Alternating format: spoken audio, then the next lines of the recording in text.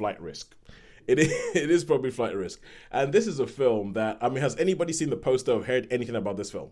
I've seen trailers for it. They've really Just the plugged the trailer. trailers with the Mark Really? Wahlberg.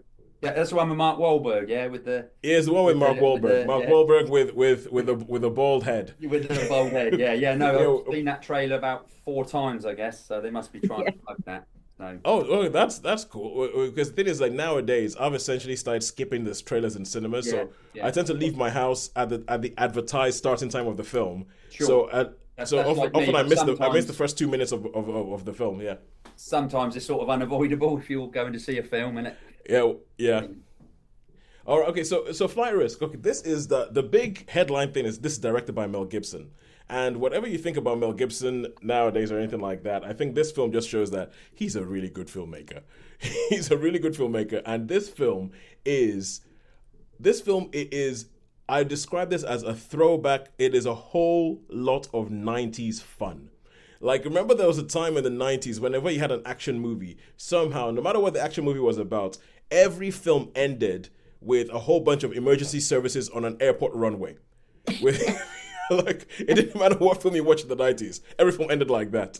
This film is like unashamedly a throwback to that kind of thing. So the whole idea behind it is you meet Michelle Dockery, and she's playing I can't remember whether it's FBI or CIA agent or something like that, or no, is a U.S. Marshal. She's playing a U.S. Marshal who has gone to Alaska and tracked down this guy, caught this guy who is a mob. He was a mob accountant paid by Topher Grace, and she is trying to take him back to New York to testify against this mob boss called Moretti, like very very 90s bad guy name. Moretti is like this big bad guy. They've arrested him. His accountant as well. The bodies are buried. So they are in Alaska, like in the air, like very very remote. They need to get a plane, like one of these sort of like little sort of prop planes with a propeller around the front, like think the crop duster from North by Northwest, Yeah. that kind of plane. And then it was probably a Cessna or something like that. And then they got to fly to Anchorage, and then from there go somewhere else. And this guy comes and picks them up. And I think that the premise of the film is that this guy comes and picks them up, and he says, "Okay, don't worry, I'll get you to Anchorage." But then as they start flying, like little by little, they realize that this guy who's flying the plane is not the pilot who's supposed to fly them. So the question is like, who is this guy? Why is he here? Bearing in mind that you have a mob informant who's on the plane, what is this guy doing here? And then the whole film becomes this almost chamber piece where pretty much the entire film takes place on the inside of this tiny plane. The whole film is on the inside of this tiny plane with these three people, and I think it is brilliantly made in such a way that I did not, I did not want to sit there and go, hang on a second, they've been on this plane for a while. Why are they going to get out of the plane? Oh my God, this is so contrived or anything. I did not once think that. There are some bits where there's definite film logic. When people do things in the film, and Shaun, you're Yeah, gonna I have know. I to. was going to say from the trailer, I thought, is this going to be? Yeah, I yeah, mean, I should go and see it, but yeah, yeah. I'm pretty Shaun, sure yeah, there's a few yeah, fun bits.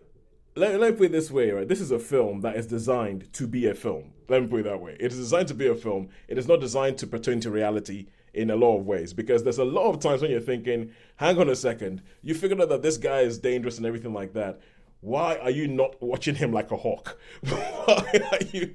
And there's the whole bunch of, you can see Mark Wahlberg is having a whale of a time. He is having the time of his life playing this character, being all there, being all like, oh yeah, everything like that, making up stories and everything. You can see Mark Wahlberg is having fun all the way down to the bald cap that he's wearing and everything like that. But I think as far as tension goes, this film had me in. It was like you're watching it and you're going, okay, yeah, I understand what this is going to be. But about half an hour in, I was like, okay, yeah, bring this. Okay, and then they do things like where they have to call people because obviously the things come on and they need help actually flying this plane or figuring out where they are because the sat nav system isn't working and the navigation isn't working and all that. And the way that they do this and bring other people in that you never really see, it's a bit like that Tom Hardy film where he's driving a car down the M1 to London or something, like Lock or something like that. Just you hear other people on the phone. It's the way they do it. I think it's really well done. I think it's a nice little throwback, and it is less than 90 minutes long. Oh right, okay then. So that's not quite so bad then. Yeah, exactly. The film. So in every way, this film is a throwback to the 90s. It's like almost as if Mel Gibson was like, "Man, I wish those Lethal Weapon days were back with us."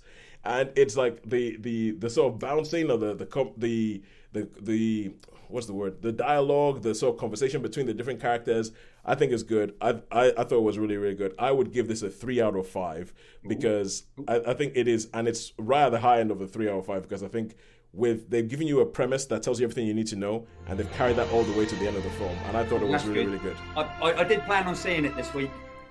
Yeah. No, I would say I would recommend Flight Risk. I would seriously recommend this. It is just a good time. It's a good time that will make you go, why are you doing that? But at the same time, why are you doing that? Because movies. That's why. That's why we're doing that.